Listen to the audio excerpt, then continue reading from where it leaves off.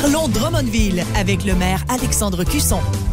Il est 8h06 au nouveau 92.1 Énergie à Drummondville et en ce 23 janvier, c'est la première fois qu'on le reçoit dans nos studios. Ce matin, c'est le maire de Drummondville, M. Alexandre Cusson. Bon matin et bonne année 2018. Merci beaucoup. Bonjour, bonne année à tout le monde, bonne année aux auditeurs, bonne année à vous. C'est avec plaisir que je vous retrouve ce matin. On va souhaiter beaucoup de santé, hein? Je pense en 2018, c'est avec ça qu'on peut faire tout le reste. Et à commencer aujourd'hui, soyons prudents parce que je pense que les déplacements peuvent être un peu compliqués. On salue d'ailleurs les gens des travaux publics dans une journée comme ça. Déjà que c'est pas réglé aussi toute l'histoire dans le coin du bec du Canard. Puis avec, on surveille toujours la rivière aussi. Tout à fait. Depuis le début de l'année, là, il y a eu évidemment des températures extrêmes, très chaud, très froid, de la neige. Les gens chôment vraiment pas. Ils vont de stratégies comme cette nuit, ils ont attendu pour déneiger qu'il y ait du verglas pour que ça s'enlève mieux. Alors, ils travaillent évidemment pour le mieux. On peut pas toujours prévoir comment ça va se passer au niveau de la météo, par contre, parce que ça change.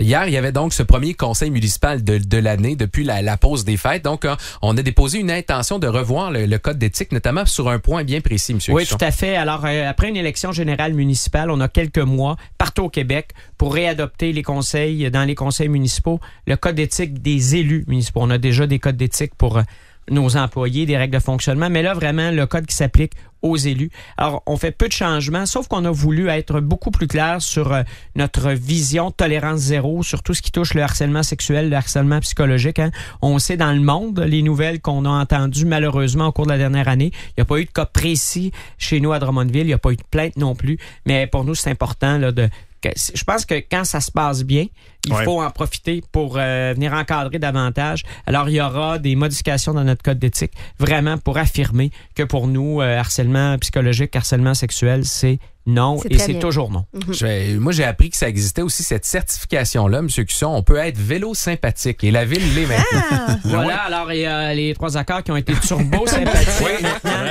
on est vélo sympathique. Alors, c'est Vélo Québec qui, aux villes qui déposent leur candidature, là, accorde ou non une certification. Ça tient compte des efforts qui sont faits pour faciliter le vélo. Par exemple, le fait qu'on ait sur nos véhicules de transport en commun des supports à vélo. Donc, ça, c'est un élément. L'étendue du réseau cyclable. La volonté. Oui. Donc, et là, on veut en faire encore plus. D'ailleurs, hier, quand mon collègue John Husk a déposé ça au conseil, cette reconnaissance bronze de Vélo Québec, je lui ai demandé c'était pour quand l'or, parce que vous savez, moi, je préfère toujours la première marche du podium. Et il m'a promis ça pendant le mandat actuel. Donc, ça peut aller vite. Oui, c'est une de ses responsabilités. J'ai confiance en John. D'après moi, on va l'avoir. Le parc des voltigeurs qu'on va ajouter, ça va sûrement oui, je pense que s'il m'a dit qu'on allait avoir l'or, c'est parce qu'il sait qu'on va poser des bons gestes. Mais c'est important pour nous la mobilité durable.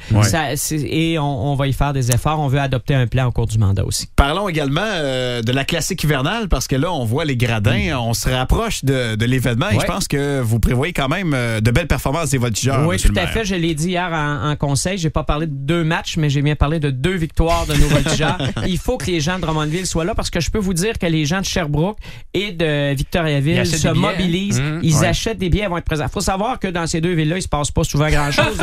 Ils viennent prendre des activités à Drummondville. Mais ceci dit, il faut que les gens de Drummondville soient là. Les billets sont extrêmement accessibles, abordables. C'est pour les familles. Il faut acheter des billets, des bons billets. Ça va être toute une fête. Là, quand on regarde la météo à très, très long terme, ça regarde bien, sauf qu'on sait ce que c'est, mais je pense qu'il faut être encouragé. Il va y avoir beaucoup, beaucoup de visibilité autour de cette activité-là. Les gens vont venir de partout. Alors, chez nous, là, on peut acheter nos billets maintenant. J'encourage les gens à le faire. Ça va être toute une fête de hockey. Au-delà des matchs, c'est ce qu'on voulait. Exactement. C'est un festival d'hiver, c'est un festival de hockey, des activités gratuites, même si on va pas au match. Donc, j'encourage les gens là, rapidement à acheter leurs billets et à réserver ces dates-là à leur agenda. Tu sais, c'est rien contre les autres événements de Drummondville, mais on vivra pas ça.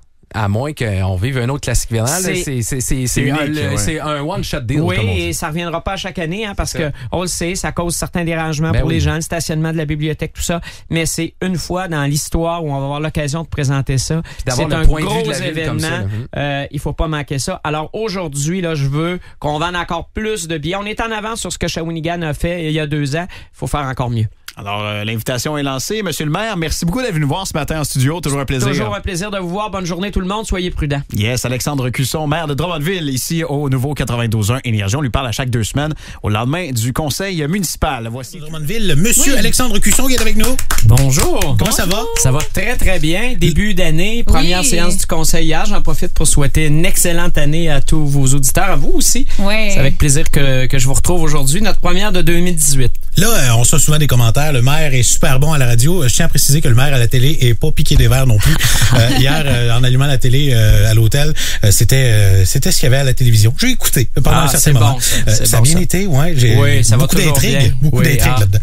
On revient sur le code d'éthique parce qu'au lendemain des élections, on révise tout le temps un peu le code d'éthique et on fait des ajouts pour C'est ça, la loi prévoit que tous les conseils municipaux au Québec, là, dans les mois qui suivent une élection municipale générale, comme ça a été le cas en novembre, doivent réviser le code d'éthique et le réadopter. Il peut y avoir des changements ou pas.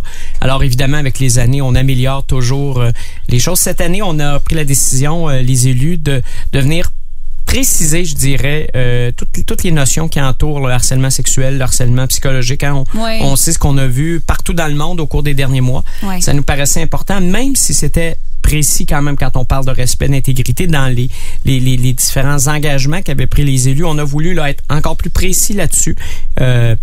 Rappeler là, que pour nous, c'est tolérance zéro dans les agissements des membres du conseil, etc. Et comme élus municipaux, je pense qu'on doit marquer le pas, on doit passer ce message-là.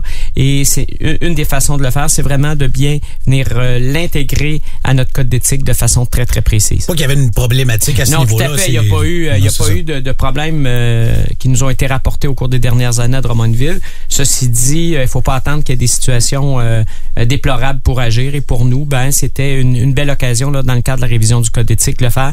Je sais qu'il y a d'autres villes qui le font. Je voyais ce matin dans les médias que Montréal aussi va faire de quoi là-dessus. Alors, je pense que c'est un bel exemple là, que donnent les élus municipaux. On est rendu là aussi en 2018. Là, oui, puis je pense qu'en l'écrivant clairement, ça nous rappelle à chaque fois qu'on consulte notre code d'éthique à quel point c'est important. Il y a un gros week-end qui s'en vient? Oui, celui de la classique hivernale, là, le 8, 9, 10 février. Donc, on a dévoilé hier la programmation. Oui, c'est ça. Donc, vous en parliez tout à l'heure, Alain François, Grégory Charles qui vont être là parce qu'il faut savoir que oui, il y a des gens qui achètent des billets, puis j'espère qu'ils vont continuer d'en acheter. Ça va être 2 victoires des Voltigeurs. Une contre le Phoenix de Sherbrooke, une autre contre l'Éthique de Victoriaville, un match de hockey midget 3, mais tout autour du site, là, en plein centre-ville, il va y avoir des activités pour la famille toute la fin de semaine. Les billets sont à un prix très accessible, mais les activités autour sont gratuites. Il y a le spectacle d'Alain François, de Grégory Charles, plein de bons moments. Donc, il faut que les gens viennent, même s'ils viennent pas au match, s'ils n'ont pas le goût de venir au match pour toutes sortes de raisons, qu'ils viennent au moins profiter du site pendant ce week-end-là. C'est quelque chose, on voit là, les gens qui passent dans le coin au centre-ville, les estrades sont presque terminé. C'est quelque chose. 6000 personnes pour un match de hockey junior, ça va être assez incroyable. Ouais. Là, on rêve déjà à l'été. On a parlé de vélo hier au conseil municipal. Oui, tout à fait. La ville de Drummondville a reçu une certification vélo sympathique de Vélo Québec. Donc, Vélo Québec qui reconnaît les efforts qui sont faits à Drummondville, vu l'étendue du réseau cyclable, le travail qui est fait, la concertation avec le comité vélo. Alors, c'est une belle reconnaissance bronze. C'est la première fois que Drummondville posait sa candidature, donc on est très heureux.